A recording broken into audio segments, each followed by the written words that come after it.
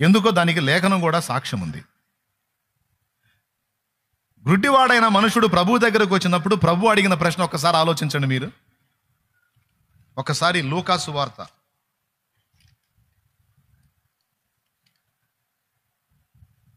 18వ అధ్యాయము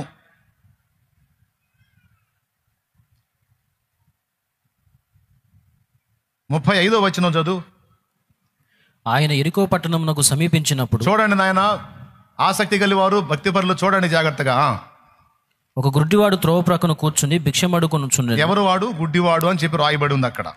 సరే, అతడు కేకేశాడు, యేసు ప్రభు ఆగాడు. తీరా అతడు దగ్గరకు వచ్చాడు. 41వ వచనం చదువు. వాడు దగ్గరకు వచ్చినప్పుడు ఆయన, నేను నీకేమి చేయగోరుచున్నానని అడుగగా. ఆగక్కడ. అసలు యేసు ప్రభు ఈ ప్రశ్న అడగటం ఏంటి? కళ్ళు లేనోడు ఏం కోరతాడు? నాకు పెళ్లి చేయని అడుగుతాడా? మీరు చెప్పండి. కళ్ళు లేనోడు ఏం కోరతాడో తెలియదా? యోహాను సువార్త 2వ అధ్యాయం 24వ వచనంలో ఆయన మనుషుని ఆంతర్యం ఎరిగిన వాడని ఉంది కదా. మనుషుని ఆంతర్యం ఎరగడా? కళ్ళు లేని గుడ్డివాడు కళ్ళు అడుగుతాడన్న సంగతి యేసు ప్రభుకు తెలియదా? కానీ వాడు ఆయన దగ్గరకు వచ్చినప్పుడు స్పష్టంగా అడిగాడు, నేను నీకేమి చేయగోరుచున్నావు?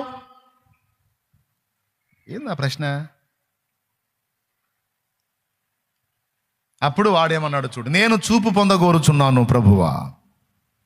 వాడు ప్రభువా చూపు పొందగోరుచున్నాను అన్నాడు.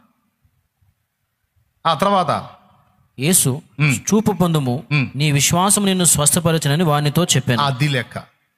నేనేం చేయాలనుకుంటున్నావయ్యా? నేను చూపు చూపు కావాలనుకుంటున్నాను. ఓకే, అట్లయితే చూపు పొందు, నీ విశ్వాసం నేను స్వస్థపరిచాను. వాడు చూపు పొందిన వాడే ప్రభుని వెంబడించాడు. ఇక్కడ స్పష్టంగా అడిగాడా లేదా, నేను నీకేం చేయగోరుతున్నా? అదే మోకాళ్ళు నీ వైనంతం లేకుండా ప్రభు దీవించిన ఆయన, హల్లెలూయా, స్తోత్రం స్తోత్రం. ఏంది నీ స్వప? ఏదో ఒకటి ప్రభు నీకు వందనాలు ఆయన. కొంతమంది ప్రార్థన ఇంత హాస్యాస్పదంగా ఉంటుంది. అట్లా చేయొద్దు. ప్రార్థనలో మనం అడిగే విషయాలు స్పష్టముగా దేవుని ముందు ఉంచడం అనేది యేసు ప్రభు నేర్పిన మాదిరి. ఒకవేళ నీకు మాటలు రాలేదనుకో, కొన్నిసార్లు భారాన్ని బట్టి మూలుగుతూ విజ్ఞాపం చేసావు, అర్థం చేసుకుంటాడు ఆయన. కానీ సాధ్యమైనంత వరకు నువ్వు అడగగోరినవేవో స్పష్టంగా దేవుని ముందు ఉంచడంలో జాగ్రత్త పడాలి. అవి శరీరానికి కావలసినవైనా, ఆత్మ సంబంధమైనవైనా. నువ్వు ఫలానా శోధనలో ఉన్నావు, ప్రభు నేను ఫలానా విషయంలో స్పష్టంగా శోధించబడుతున్నాను, దాని నుంచి నేను విడుదల పొందగోరుతున్నాను, నాకు జయము కావాలి, ఫలానా అంశంలో నాకు సహాయం చేయమని నువ్వు దేవుని ముందు స్పష్టంగా ఉంచు. యేసు ప్రభు నేర్పినటువంటి క్రమాన్ని అనుసరించి నేను కూడా ప్రార్థనని ఒక క్రమంలో అమర్చుకున్నాను. రెగ్యులర్గా నేను దేవుని ముందు ఉంచాల్సినటువంటి అంశాలు కొన్ని ఒక క్రమంలో ఏర్పరచుకొని వాటిని తప్పనిసరిగా క్రమంగానే అడుగుతాను. మీ చేత కూడా క్రమంగానే చేపిస్తాను. మీలో ఎంతమందికి తెలుసు? 7 అంశాల ప్రార్థనని మనం చేస్తాం. మొట్టమొదట పాపపు ఒప్పుకోలు, రెండవది దేవుడు ఇప్పటికే చేసిన మేలుల కొరకు కృతజ్ఞతాస్తుతులు చెల్లించుట, మూడవది సంఘము కొరకు, సంఘముల కొరకు, సార్వత్రిక సంఘము కొరకు మరియు దేవుడు మన ద్వారా జరిగిస్తున్న ఈ సంఘ పరిచర్య కొరకు. అది అయిపోయిన తర్వాత 4వది దేశం కొరకు, దేశ ప్రజల కొరకు, రాజుల కొరకు, అధికారుల కొరకు, మనుషులందరి కొరకు. 5వది నశించిపోతున్న ఆత్మల కొరకు, త్రాగుడు, వ్యభిచారం, జోదం, దొంగతనం, నరహత్య, మాంత్రిక విద్య, విగ్రహారాధన, రకరకాల పరిస్థితులలో సత్యం ఎరుగక నశించిపోతున్న స్థితిలో ఉన్నటువంటి ఎన్నెన్నో ఆత్మల రక్షణ కోసం 5వదిగా మనం అడుగుతాం. 6వదిగా మన వ్యక్తిగత పరిస్థితుల కోసం, కుటుంబం కోసం, కుటుంబంలో ఉన్న వ్యక్తుల కోసం మనం ప్రార్థిస్తాం. 7వదిగా మన మీదను మన సహ పరిశుద్ధుల మీదను పరిశుద్ధాత్మ అభిషేకము కుమ్మరింపబడినట్లుగా ఆత్మాభిషేకం కోసం ప్రార్థన చేస్తాం. అట్లా 7 అంశాలను నియమించుకున్నాం. అంటే 7 చేయాలి, ఇంకా మించి ఏం లేదా అంటే ఇంకా ఉన్నాయి, చేయొచ్చు. కానీ మెట్టుకి ఈ 7 సంగతులు. వీటితో పాటు ప్రభువు నేర్పిన ప్రార్థన, పరలోకమందున్న మా తండ్రి నీ నామం పరిశుద్ధపరచబడునుగాక. నామం పరిశుద్ధపరచబడాలంటే ఆ నామం ఎవరి వల్ల దూషింపబడుతుందో వాళ్ళు క్రమంగా బ్రతకాలి. అంటే క్రైస్తవులుగా ఉన్నటువంటి బిడ్డలు ఆత్మీయులుగా ఉండునట్లు సహాయము చేయి. వాళ్ళు శరీరానుసారులైతే నీ నామం దూషించబడిద్ది, వారు ఆత్మానుసారులుగా ఉండునట్లు కృపచూపు ప్రభువా అని ప్రార్థన. నీ నామం పరిశుద్ధపరచబడునుగాక, నీ రాజ్యం మాకు. ఇంకా కొన్ని అడుగుతా నేను. దేశం కోసం అడిగేటప్పుడు సాతాను యొక్క అధికారాన్ని నిర్మూలపరచమని ప్రార్థన చేస్తాను. వాడి ఎత్తుగడలు ఏవి పారకుండా చెయ్యి.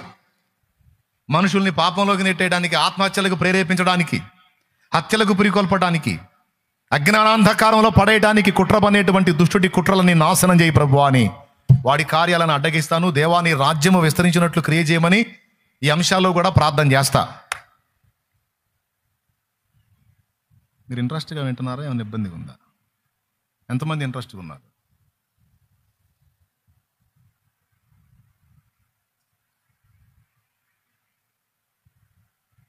లైవ్లో ఉన్న వాళ్ళని అసలు చూపించట్లేదు.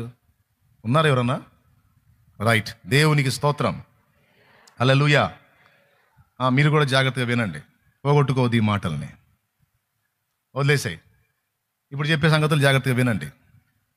ఇంకా కొద్ది సమయమే నేను మాట్లాడతా, ప్రభు చిత్తం అయితే, తర్వాత నేను మాయమవుతా.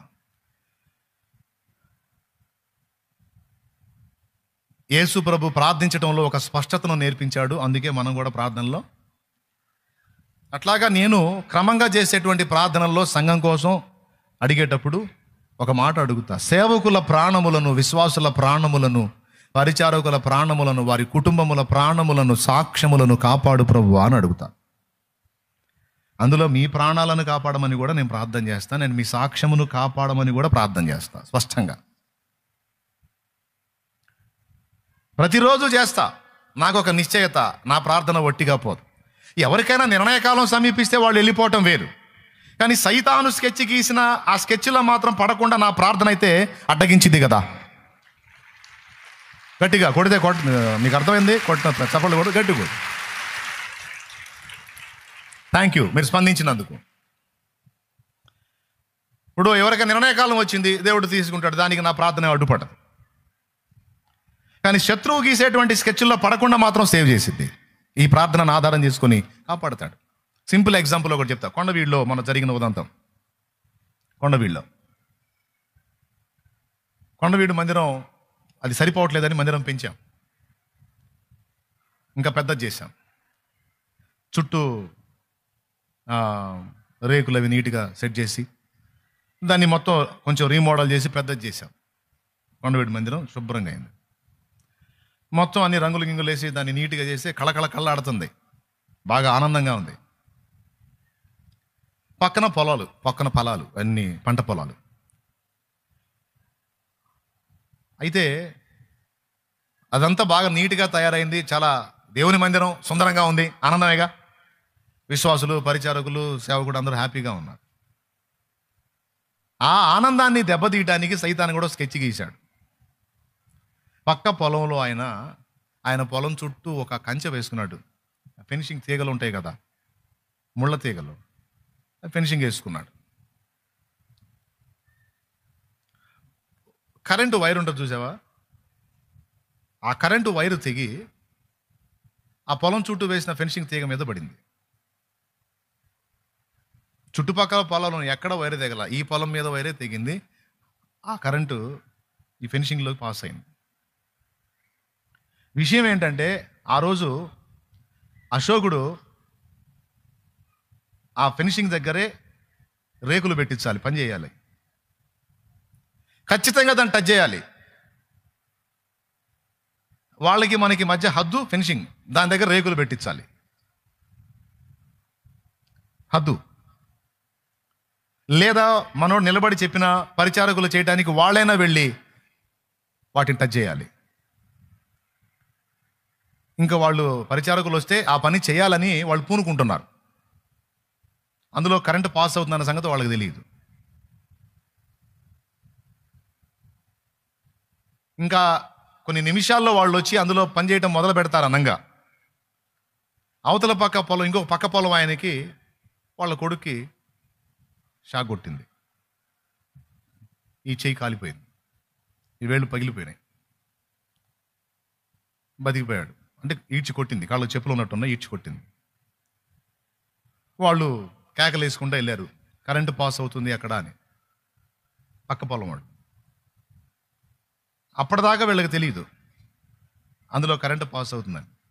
ఆ చర్చి సరౌండ్లో తిరిగే కుక్క ఒకటి ఉంది అక్కడ.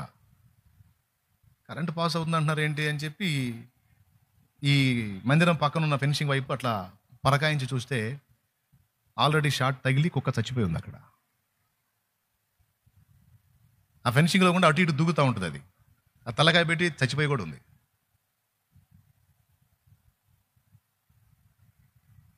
చూడండి, ఇక్కడ కుక్క అవుట్, అక్కడేమో అవతల పక్క పొలం వాళ్ళు, అది కూడా మామూలు షాట్గా చచ్చి బతికాడంట ఆయన. వాళ్ళు చెప్పడం దాదాపు అయిపోయిన పరిస్థితి నుంచి సేవ్ అయ్యాడు.